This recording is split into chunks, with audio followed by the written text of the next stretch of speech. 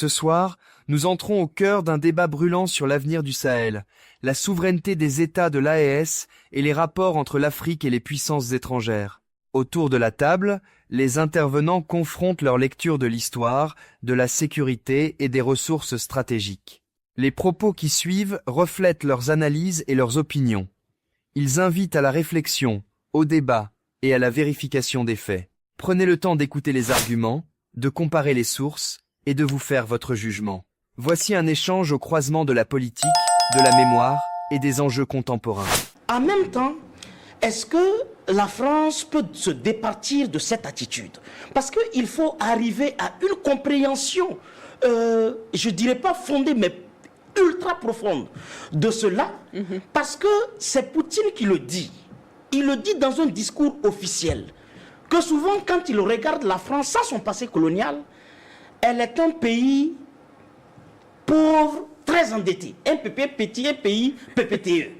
C'est-à-dire que sans son passif colonial, la France chute de son rang de 5e puissance mondiale à un rang d'un pays qui peut se retrouver à la queue des États les plus pauvres du monde. Cette menace, dont le Portugal, l'Espagne ont envoyé déjà des signaux à la France, font qu'elle tient et elle veut s'asseoir sur tout pour survivre, pour échapper à la chute et au déclin programmés et qui sont inévitables. Il y a 2 semaines, il y a plus de 15 000 foyers en France qui étaient sans chauffage, sans électricité. Est-ce que c'est imaginable? Dans le noir. Dans le noir total, dans l'obscurantisme, comme son propre refus de s'émanciper. Et cela est véritablement aussi illustratif d'un fait, par exemple, qui s'est passé en 2011 à Fukushima, au Japon.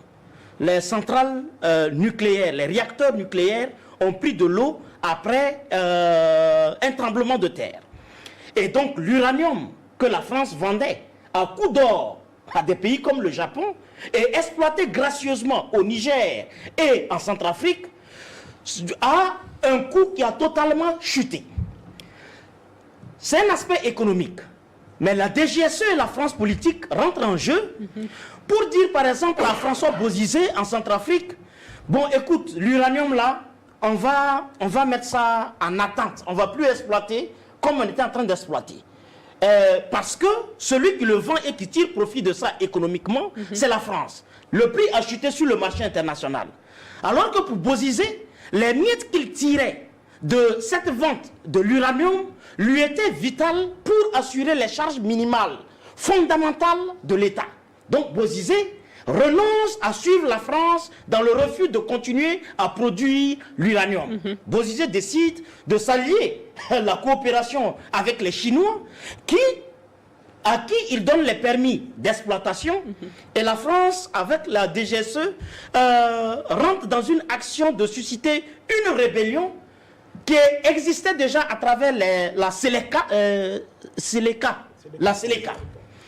Les renforce, les militarise et les apporte même un soutien humanitaire, alimentaire pour renforcer leurs capacités. En vue de renverser Bozizé et de remettre un allié de la Seleka à la tête, mais soumis aux injonctions de Paris et donc au ralentissement de l'exploitation de l'uranium. La France est allée jusqu'à instrumentaliser la foi paisible des Centrafricains. Chrétiens et musulmans se sont massacrés. Et la communication politique officielle était une guerre religieuse, une incapacité des Africains, dans leurs croyances différentes, à s'entendre. Seleka et anti-Balaka. Et derrière ça, pendant qu'ils arment, financent et donnent du riz et tout le couvert aux deux pour s'affronter, la France revient promettre une illusion de financement à Bozizé. Un armement fictif. C'était pour endormir Bozizé, lui donner l'illusion qu'on lui soutient politiquement, afin qu'il n'ouvre pas la totalité de ses yeux et apprêter les gourdins dont Dr Nebi a parlé, pour abattre la France à point nommé. On sait ce que ça a donné. Cela veut dire qu'aujourd'hui, ce n'est pas un acte nouveau. Nous prenons par exemple la Nouvelle-Zélande en 1985, la première attaque terroriste organisée par l'État français hors de ses frontières, c'était en Nouvelle-Zélande en 1985 contre l'État de Nouvelle-Zélande pour des questions de contrat sur le climat. Et c'est un bateau de Greenpeace qui a été attaqué, et les acteurs qui avaient été positionnés étaient un couple photographe. Mais derrière l'étiquette de photographe se trouvaient des agents de la DGSE qu'on présentait comme couple, mais c'était un mariage artificiel. Les deux n'ont jamais eu. Personne, aucun sentiment pour l'autre. La Nouvelle-Zélande, les ayant attrapés, les a présentés à la presse. Ils ont fait leurs aveux. Le lendemain, le ministre de la Défense de la France a démissionné. La France a reconnu les faits, mais nous semblons oublier ça. Plus nous oublions l'historique des actions hostiles de la DGSE, plus nous pouvons être sous la menace de les revivre. Prenons par exemple en 2013, il y a eu tellement je finis avec cet exemple pour que nous puissions voir très bien. En 2013, le cas des deux journalistes de Radio France d'Intoxication, non RFI, Ghislaine Dupont et Verlon Claude Verlon se sont fait prendre par les terroristes entre griffes à Kidal. Il y a eu une transaction financière que la DGSE devait donner aux terroristes. Et que la DGSE a fait comme Damiba. Détourner l'argent du coup d'État comme il a fait, une partie. Les agents de la DGSE ont détourné une grande partie de l'argent destiné aux terroristes. Les terroristes, sur cela, ont gardé leur frustration au frigo et ont attendu l'occasion d'un rendez-vous journalistique préparé par la DGSE avec leurs propres médias pour prendre les deux journalistes.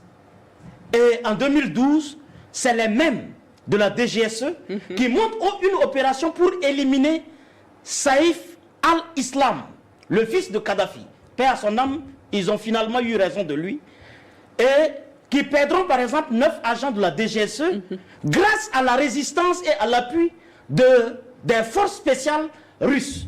Cela veut dire quoi? Cela veut dire tout simplement que si nous nous amusons à banaliser les actions de Lecointre, il est le responsable de l'opération de la France au Bénin, il a été voir le président Talon. Tout l'OTAN est aujourd'hui au Bénin et au nord du Bénin. Merci beaucoup, Imhotep Bayala. Vous avez monopolisé la parole. Il ne faut pas minimiser la nocivité de l'ennemi. Je vous retire la parole à présent et je la remets à Gervais Nadambega. Je souhaite que vous réagissiez sur les affirmations du président Tiani à l'issue de l'attaque des 28 et 29 janvier dernier. Alors, le président Tiani parle de tentative d'infiltration par des mercenaires téléguidés. Selon lui, cette attaque a été sponsorisée par des pays étrangers. Il cite notamment les présidents de certains pays, Emmanuel Macron, Patrice Talon, Alassane Ouattara. Alors, comment vous réagissez à ces affirmations? Est-ce que vous pensez qu'il est allé trop fort? Non, je pense qu'il faut d'abord constater que le contexte politique et géostratégique ayant changé, le discours, le mode de communication et le contenu de la communication ne peut pas ne pas changer aussi. Nous parlons aujourd'hui d'avancer dans la reconnaissance de la souveraineté égalitaire et de qu'on reconnaisse notre souveraineté. Maintenant, si vous voulez une souveraineté égale, permettez aux gens de comprendre. Parce qu'avant, les gens parlaient un langage qui disent diplomatique, qui était un langage de mensonge. Et ça faisait que les peuples ne pouvaient pas les suivre. Aujourd'hui, comment vous voulez que les peuples puissent comprendre leurs leaders, les suivre et les accompagner si face à des problèmes graves qui se posent ainsi, ils n'ont pas les tenants et les aboutissants? Ils ne parlent pas pour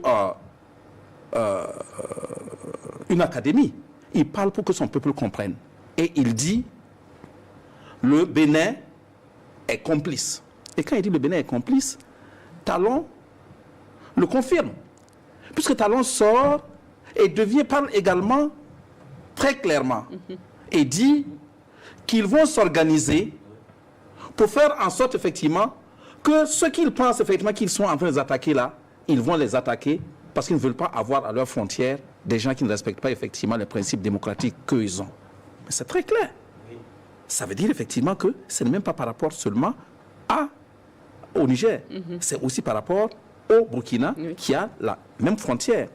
Il dit ensuite que la Côte d'Ivoire est impliquée. Et comme je disais tantôt, le porte-parole du gouvernement ivoirien dit qu'il y a eu effectivement des terroristes à l'intérieur de l'avion. Ça ne veut pas dire effectivement que c'est le président Ouattara qui les a mis. Mais c'est un aveu.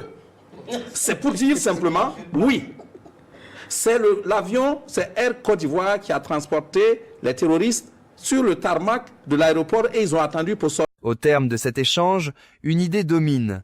Les questions de souveraineté, de sécurité et de développement restent centrales pour les peuples du Sahel.